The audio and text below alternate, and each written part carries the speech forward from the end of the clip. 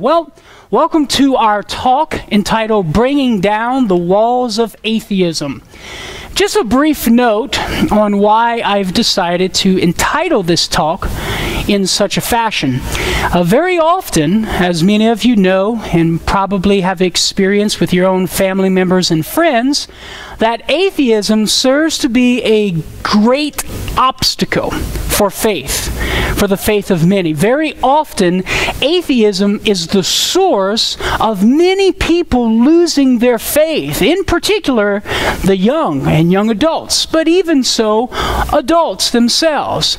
And even if you here tonight are not struggling with faith or you're not really struggling in regard to doubting God's existence, at least after tonight, you will have some tools, some arrows in the quiver, you might say, to load on the bow, to shoot at the target of the heart for those people who are doubting God's existence, who are struggling in keeping their faith, maybe perhaps because of some coworker or some friend or some professor who planted the seeds of doubt within that person's heart and mind through the atheistic worldview. So what we want to do tonight is we want to bring down those walls of atheism that are indeed obstacles to faith, being that this is the year of faith. We want to not only focus on the things of faith, but we also want to bring down those obstacles, overcome those obstacles to faith. And as the Catechism of the Catholic Church mentions in its section on God, atheism is one of those obstacles to faith. And so tonight, the purpose of tonight's talk is to try and overcome that obstacle. Now, there are two basic constituent parts of tonight's talk. The first part is basically a critique of the atheistic worldview that exposes its inability to account for certain human experiences. And as such, we'll see when an atheist affirms such human experiences, indeed, it's a contradiction. So we're going to show how the atheistic worldview cannot account for certain human experiences that atheists actually affirm. And thus we see it to be a contradiction. Now, this first part of the talk, I'll be drawing from Patrick Madrid and Ken Hensley's book entitled The Godless Delusion, which was entitled as a response to Richard Dawkins' book, The God Delusion, okay? Now, the second constituent part of tonight's talk is another critique of the atheistic worldview, but a critique of the atheistic worldview that exposes its inability to account for existence itself. And this particular part of the talk, we're going to be drawn from Father Robert Spitzer's masterpiece, New Proofs for the Existence of God, Contributions of Contemporary Physics and Philosophy. We're going to take a look at the metaphysical proof that Father Spitzer has in his book, and we're going to show the intrinsic contradiction of the atheistic worldview, and as such, prove the rationality of the theistic position. Okay? Now, as I mentioned, it's going to require a little intellectual stamina. Okay? And because this is a little bit foreign to what we're used to doing in our normal cognitive processes throughout the day. But I'm going to do my best to take you by the hand and lead you step by step, and hopefully you can walk out of here tonight with a little bit more knowledge than with what you walked in with. Now, I will say this, the first part of the talk tonight is a little bit easier than the second part, so I took it easy on you. We're not going to come out the gates running full speed. We're going to take it easy for the first part, kind of whet your appetite a little bit, right? And hopefully get you ready for part two. Are y'all ready to get started? Say amen for me. Okay.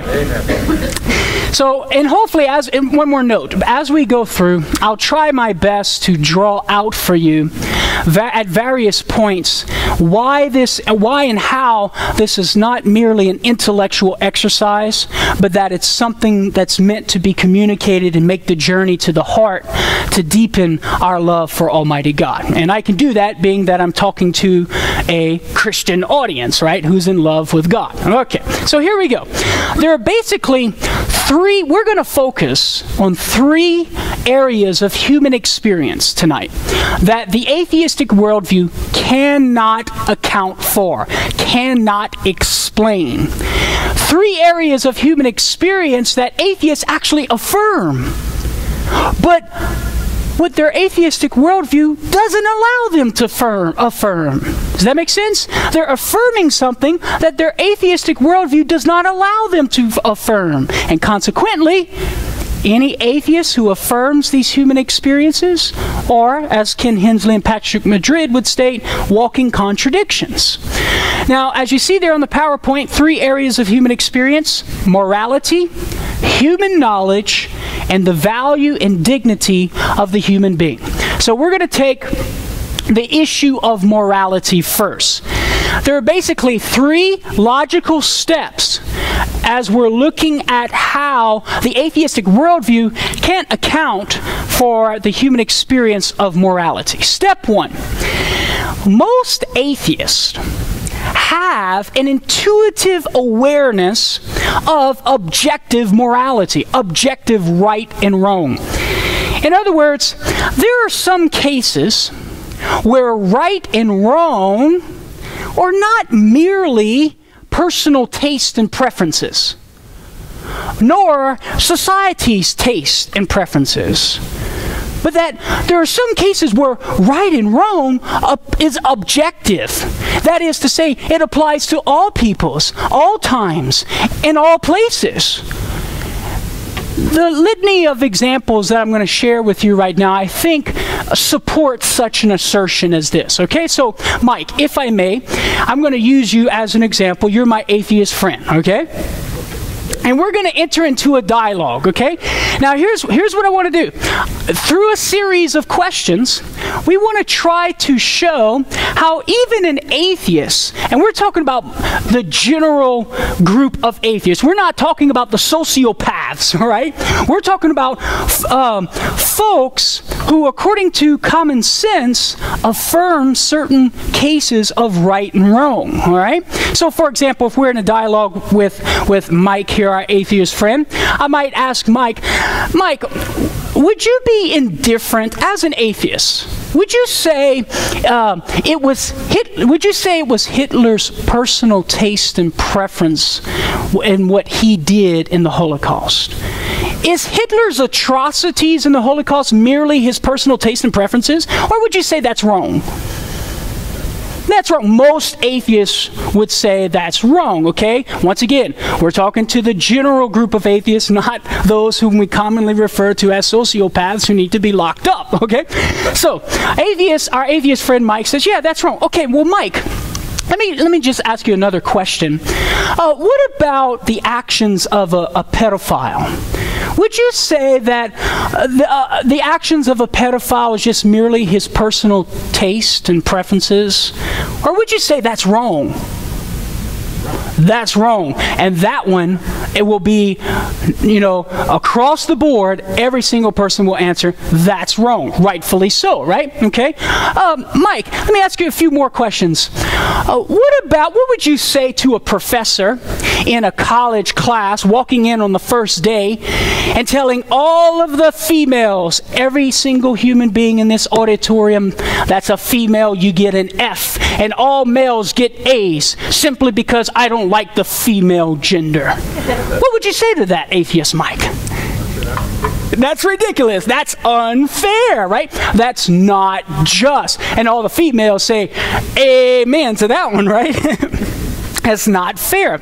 Okay, well, what about this, Mike? How would you, let's say you're a professor in an ethics class, and you're given an exam on ethical relativism. That means like what is right and wrong is relative to my subjective judgment, right? So I determine what is right and wrong. Okay, so Mike, let's say you're the professor, you're given an exam on ethical relativism, and you happen to find or catch one of your students cheating on the exam. And you go and approach that student and you say, son, you're going to get an F on that. This is not right. This is wrong. Shame on you, boy, right? To which the student replies, well, Professor Mike, this is an exam on ethical relativism, and it's relative to my subjective judgment that it's good for me to cheat on this test. Mike, you say, that's not good, right? That's wrong. Okay. Now, finally, one last example. What would you say, Mike, to the male student who walks into the college auditorium, goes up to the front row, yanks the female student out of the front desk by the hair, sits in her place and says, survival of the fittest, baby, because statistics show that the ones who sit in the front row get the better grades, and the ones who get the better grades are more successful in life. Survival of the fittest. Atheist Mike, would you say that's not right? That's wrong. That is wrong. Okay, so this series of questions, I think, illustrates that in some cases, even for our atheist friends, right and wrong is not merely personal taste and preferences, but that it's objective, applying to all peoples, all times, all places. So we see in practice, atheists will affirm certain things to be right or wrong. Does that make sense? Okay, that's step one. Simple enough. Step two. There's a problem with this. You see, for the theist, the affirmation of what is right and wrong is not a problem because we believe in an absolute universal standard of morality against which to judge certain things to be right or wrong, right? An absolute standard of morality over and above our individual subjective judgment. But for the atheists, here we run into a problem here. Why? Because the atheistic worldview does not allow for the existence of what is right and wrong. It doesn't allow for objective morality. It does not allow for the existence of right and wrong. Why? Reason number one.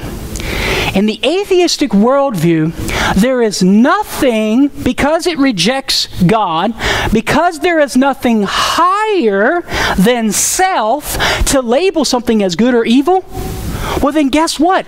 Morality is simply on the level of mere personal taste and preference.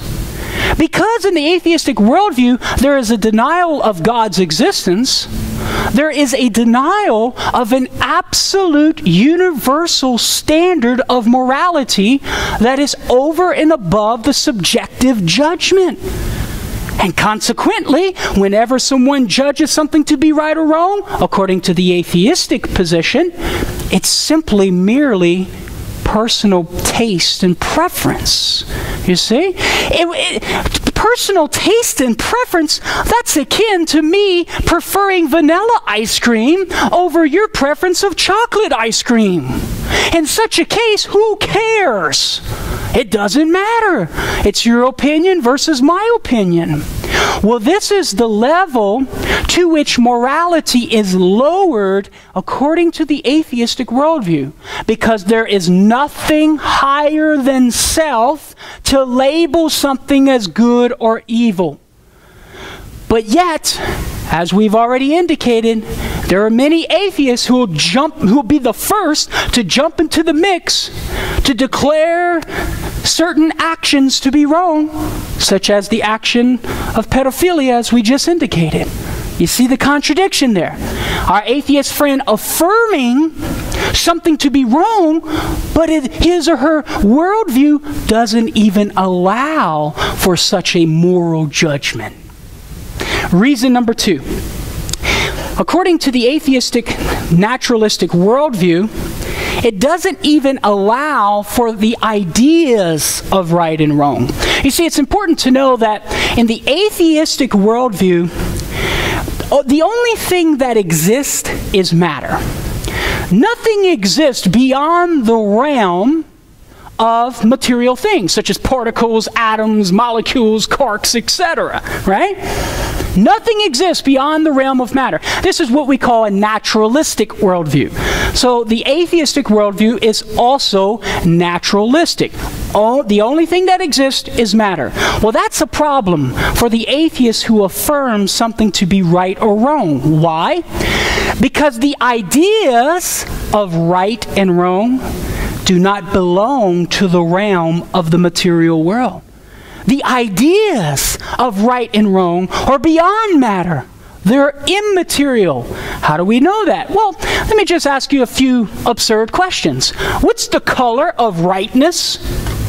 How much does wrongness weigh? Right? Will my brain swell up and become bigger as I grow in knowledge of what is right and what is wrong? Because if it's material stuff and it being added into my material brain, well then my brain would swell up, right? These questions are absurd because we know that these questions apply to things of the material world. Color, weight, how much space it takes up. These are things that pertain to the things of the material world. But they're absurd when we apply them to ideas. Why? Because ideas do not belong to the material world. Does that make sense? Ideas go beyond matter. They're immaterial. So in the atheistic worldview, which is also a naturalistic worldview, nothing existing beyond the realm of matter, the ideas of right and wrong cannot even exist, folks. But yet, as we indicated, various atheists will be the first to jump in the mix to declare certain atrocities to be wrong, affirming something that their atheistic worldview does not allow them to affirm, and thus a contradiction when they actually affirm the human experience of morality. Reason number 3. Why the atheistic worldview does not allow for the existence of right and wrong. And that is, human actions are amoral in an atheistic worldview, and consequently not worthy of blame. What do I mean by amoral? Well, amoral refers to human actions being neither moral nor immoral. They're simply amoral. Let me explain. Remember how I just said in the atheistic worldview, the atheistic worldview is also a naturalistic worldview, right? Nothing exists beyond the realm of matter. Okay, well, if that's the case, if all we are is just a composite of material things, well then you know what? Our human actions are merely the byproduct of physically determined material processes. Did you get that? If all we're made up of is matter, well then all of our human behavior, all of our human actions are nothing more than the byproduct of physically determined material processes of the body. Chemical reactions, right? Okay? Material action and reaction. That's all our human actions are. Well, if that's the case, well then our actions cannot be praised, nor can they be blamed. For example, take an oak tree.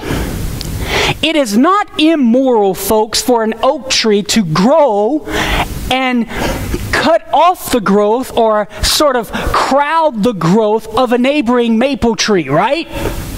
Why? Because the oak tree is just simply doing what its material constituents constitute it to do. Does that make sense? It's just simply performing as its material makeup disposes it to perform.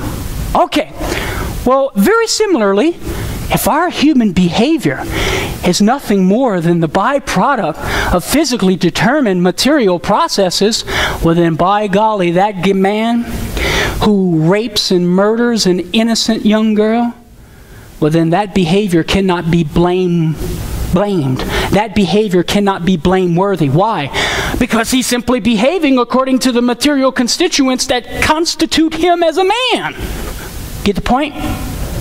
If human behavior is only material processes and no free will involved, well then human action is amoral. It is neither moral nor immoral, for it is simply the byproduct of physically determined material processes.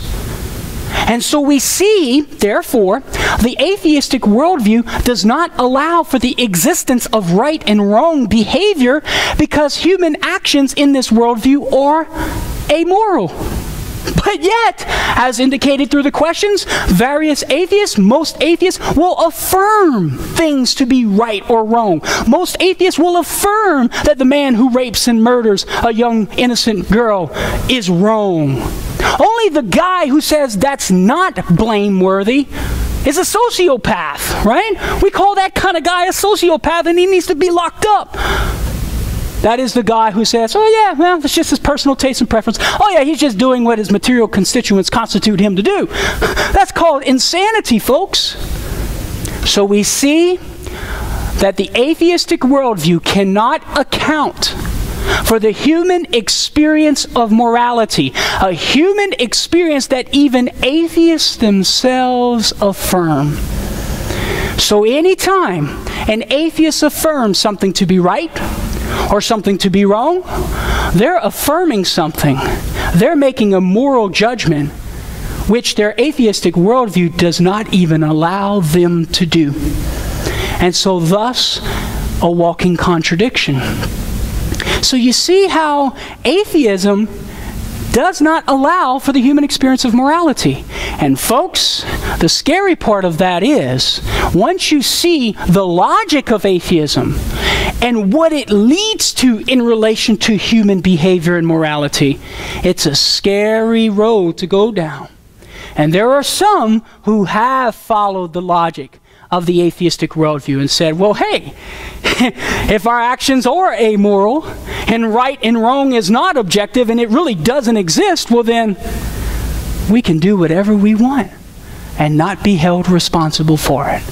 It undermines morality entirely. Okay, let's move on to the second issue of our human experience. But before we do that, I just want to conclude with sort of a summary, a quote from a British philosopher who holds to a naturalist evolutionary worldview by the name of Dr. Michael Ruse. I want to share a quote with you to sort of summarize the atheistic naturalistic worldview in regard to morality. He states the following: considered as a rationally justifiable set of claims about an objective something, ethics is illusory. I appreciate that when somebody says, love thy neighbor as thyself, they think they are referring above and beyond themselves. Nevertheless, such reference is truly without foundation. Morality is just an aid to survival and reproduction. Morality is an ephemeral product of the evolutionary process. It has no existence or being beyond this, and any deeper meaning is illusory. Close quote. So, you get the point. Morality is a no-go, to put it frankly. Morality is a no-go in the atheistic worldview. That is, in the atheistic naturalistic worldview. All right, now, let's move on. And so step 3, we make the conclusion. Therefore, it's a contradiction for a professed atheist to affirm anything as right and wrong. Now we move to the issue of human knowledge. And the same methodology or the logical reasoning it follows from the issue of morality. It's basically the same. So our first step in regard to why the atheistic worldview cannot account for the human experience of human knowledge is because the atheists, or the first step is simply affirming that atheists intuitively accept the possibility of knowledge and reason, right? So getting back to our dialogue here with our friend Mike, who's pretending to be an atheist, right? You know, I could ask Mike and say, listen, Mike, would you assert that naturalism is true? Meaning the only thing that exists is matter, nothing beyond matter exists. Would you assert that to be true, Mike? Yeah. And my belief that things beyond matter, such as immaterial things, ideas, the soul, that immaterial things do exist. Would you say I'm wrong for that? or that my position is false. Let me just say that. Am I false for that? Okay. Oh, yeah. Mike says he'll go along. His wheels were turning. Fundamentally, in essence, if we're in a debate, right, if I'm debating or dialoguing with an atheist, they're going to say the only thing that exists is matter, right? I say such things beyond matter do exist. So fundamentally, our atheist friend is affirming his position to be right or true, my position to be false. Let's take another example. Mike, would you assert that God does not exist? I would definitely assert. Okay, he's pretending to be an atheist, right? Remember that. Okay. And so you would say that your position is correct. Yes. Okay. Now, if I say God does not exist, would you say my position is incorrect? Absolutely. Okay. Now, so we've just seen how our atheist friend Mike has affirmed something to be true, his position, the atheistic position, and something to be false, my position. Does that make sense? Okay. Now, our atheist friend here, Mike, has a serious problem. Why? Because, as we see in step 2, his atheistic worldview does not allow for the existence or even the possibility of human knowledge and reasoning processes. Why? Well, reason number 1. Let's look at it. Reason number 1, it doesn't allow, once again, for the immaterial ideas to exist. It doesn't allow for immaterial ideas to exist. Remember, in the atheistic worldview, we're also dealing with a naturalistic worldview. Now watch this. In a naturalistic worldview where all that exists is matter, guess what our human thoughts are? Our human thoughts are nothing but the byproduct of chemical reactions in the brain. Our thoughts are simply the behavior of nerve cells and their associated molecules, and the brain excreting certain chemicals in various quantities and combinations. That's all our thoughts are in the naturalistic worldview of atheism, right? Well, what's the problem with that? The problem is that in such a worldview, ideas cannot exist. Why? Because ideas do not belong to the realm of the material world. Ideas are immaterial. Once again, how much does courage weigh? What's the color of loyalty or disloyalty? Will my brain swell up and more space be taken up if I put the ideas of courage, loyalty, disloyalty, justice, injustice into my brain? Will my brain swell up and take up more space? These are absurd questions. Why? Once again, because these type of questions are only to be associated with things of the material world. But they're absurd when we talk about ideas, because ideas do not belong to the material world. They're immaterial. So the atheistic worldview, the naturalistic worldview of atheism, that says your thoughts are just simply chemical reactions of the brain, nothing more, doesn't allow for ideas to exist. But folks, ideas are necessary for human knowledge. Ideas are necessary for human knowledge, but the atheistic worldview does not allow for the existence of immaterial ideas. Second reason why the atheistic worldview does not allow for the possibility of human knowledge. It does not allow for freedom of thought, which is the basis of human knowledge. Think about it. If my thoughts are simply the byproduct of physically determined material processes of the brain, right, and just the motion of atoms and chemical reactions, well then, such determination precludes freedom of thought. I'm not free in my thinking. I am not free to think if my thoughts are physically determined by material processes. Does that make sense? Now, why is freedom of thought necessary for knowledge? Well, in order to know something, we have to be able to freely think about things. We have to take two concepts or ideas, compare, contrast, in order to get an understanding of both. We have to make intellectual judgments, weigh our options to see what is true, what is not true. in order to do such things as like reasoning, we have to be free in our thinking, in our thought process. But according to the naturalistic worldview of atheism, such freedom of thought is not possible, because your thoughts are physically determined by material processes. But yet, our atheist friend will affirm his position is true, my position is false.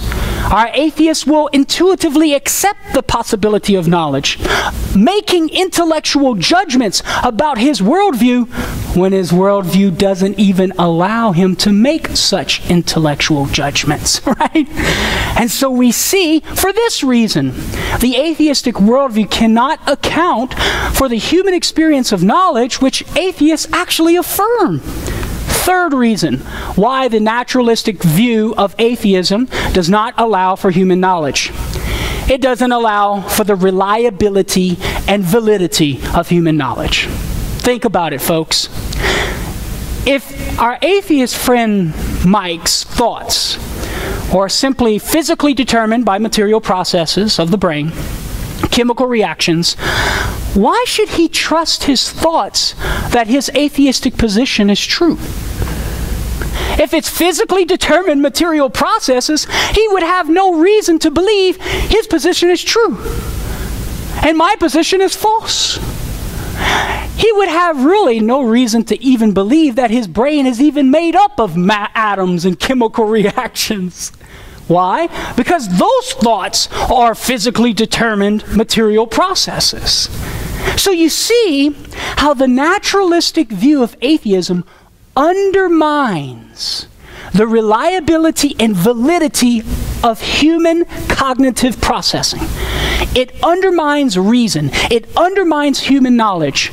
Human knowledge that our atheist friends will actually intuitively affirm.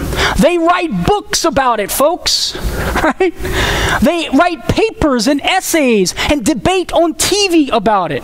God does not exist. That's an affirmation of something that they perceive to be true. But their atheistic naturalistic worldview does not allow them for such an intellectual judgment. It's not reliable, not valid. Can't have immaterial ideas, and there's no freedom of thought. So we come to step 3, and that is we make our conclusion. Therefore, if a professed atheist affirms any sort of knowledge and engages in any sort of reasoning process, which you can't get away from as a human being, right?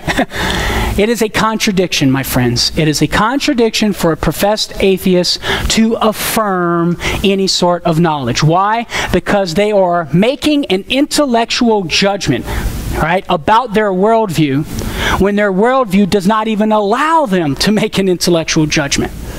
Because their thoughts are simply, according to the naturalistic view of atheism, their thoughts are simply chemical reactions of the brain, physically determined by material processes. So we see the atheistic worldview cannot account for the human experience of knowledge, which is something actually affirmed by our atheistic friends.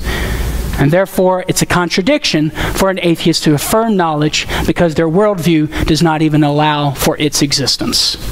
Now, we move to issue number 3. And that is the value and dignity of the human person. And once again, there are 3 steps in this logical reasoning process here. Step 1, we start with the sort of affirmation of what all atheists intuitively accept. Most atheists, that is, those that we would not commonly consider as sociopaths and ones who need to be locked up behind bars, right? Our common group of atheists that we talk to on the street and in the university most times, most atheists intuitively acknowledge the objective value and dignity of a human being over and above other material creatures. So, for example, getting back to our dialogue here with our atheist pretending friend Mike, right? Mike, would you be indifferent to a human trafficker abducting your daughter, selling her into forced prostitution? Would you be indifferent to that, would you say that violates her fundamental rights as a human being, or would you simply be indifferent to that as an atheist? He would not be indifferent. And I think that's safe to say. Most atheists would say, no, that's a violation of human rights, okay? That ought not to be done. Once again, kind of getting back to morality here, but we're focusing on the dignity of a human being, okay? Or what about this? Mike, you know, we had those tornadoes recently in Oklahoma, and these poor children trapped in the rubble of the school that collapse. Would you agree with me that those children ought to be shown more concern than, let's say, animals who may have been trapped in the rubble of homes or buildings? Should children be shown more concern than those animals in rubble? Yes. Yeah, Mike's thinking, hopefully the atheist says yes, right? Once again, we're talking about the common atheist to whom we're speaking. There will be some, perhaps, that will say, well, no, the animals need to be shown just as much as those kids, right? Well, on the common level, those individuals, it's a whole new ball game of dialoguing, okay? We're talking about the common atheist who says, oh, God doesn't exist, right? God doesn't exist, but yet when we bring up this situation, they'll intuitively affirm human beings have more value and dignity than other material creatures such as animals. When you bring up cases like this, okay. Now, for the theist, that's no problem. For the person who acknowledges an objective value and dignity of human beings over and above other material creatures, that's not a problem. But for the atheist, it is a problem. Why? Because once again, the atheistic naturalistic worldview does not allow for a dignity higher than other material creatures in the human being. It does not allow for the human being to have a value and dignity higher than other material creatures. Why? What's the reason? The reason is because humans are essentially the same as every other material thing in the world. Remember the naturalistic worldview, nothing exists beyond matter. And we as humans are just simply a composite of material parts, right? And so we're basically, essentially made up of the same material constituents as all other material creatures. And so if we're essentially the same, according to its logic, do we have any more value or dignity than other material things? No, folks.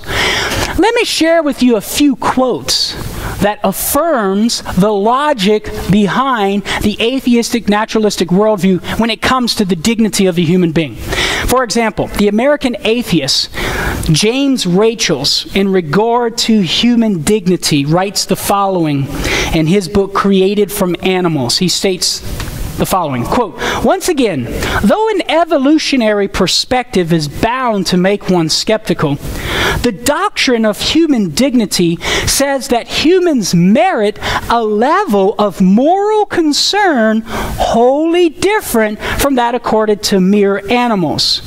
For this to be true, there would have to be some big, morally significant difference between them." So he's acknowledging, listen, if we're going to say human beings do have more value and dignity than animals or other material creatures, then we're going to have to say there's some difference between humans and animals. There's some morally significant difference between human beings and other material creatures. If we're going to ascribe more dignity to the human being, if we're going to say those children need to have more concern, we need to show more concern for the children than animals trapped in the rubble of a fallen down building. Here's what he continues.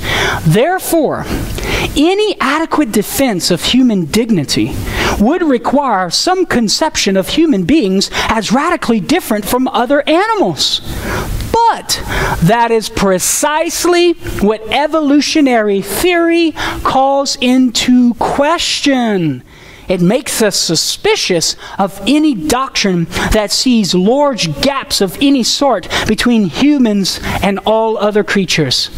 This being so, a Darwinian may conclude that a successful defense of human dignity is most unlikely," close quote. My dear friends, that is the worldview of the naturalism within atheism, of the atheistic naturalistic worldview, right? This is how they view the human being.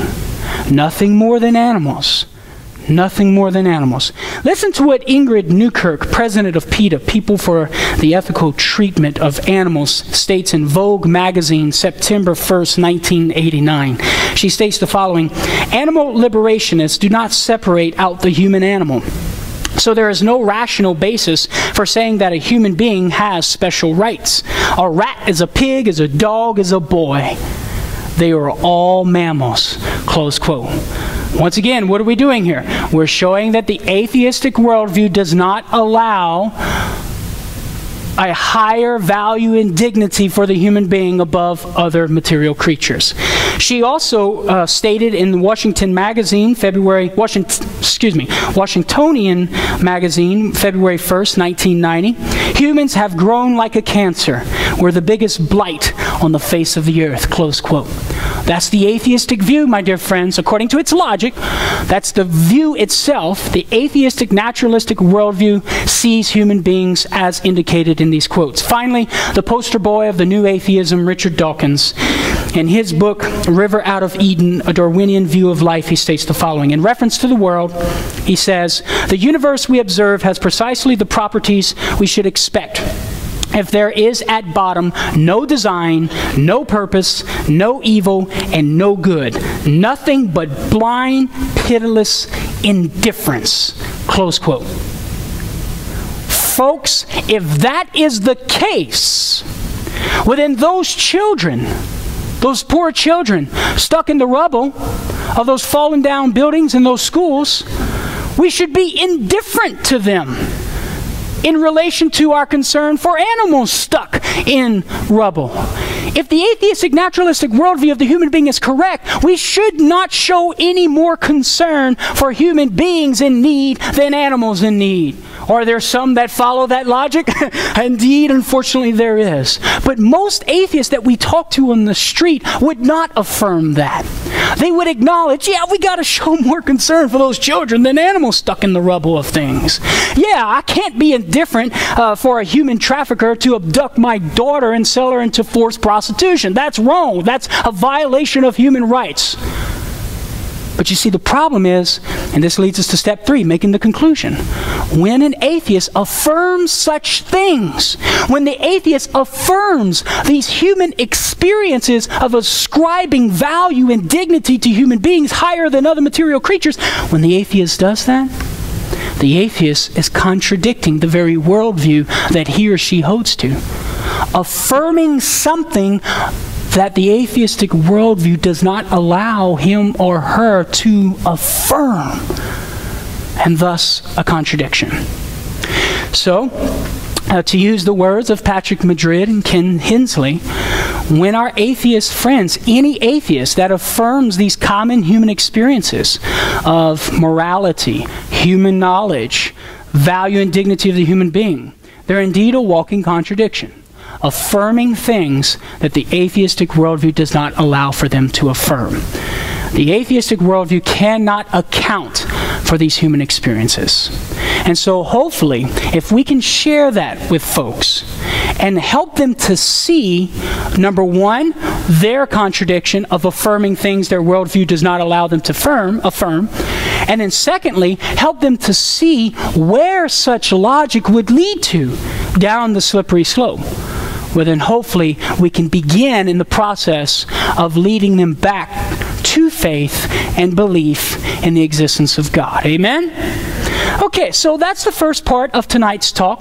We've critiqued the atheistic worldview and showed its inability to account for these common human experiences of morality, human knowledge, and the dignity of the human being. We're going to go ahead and take a break right now.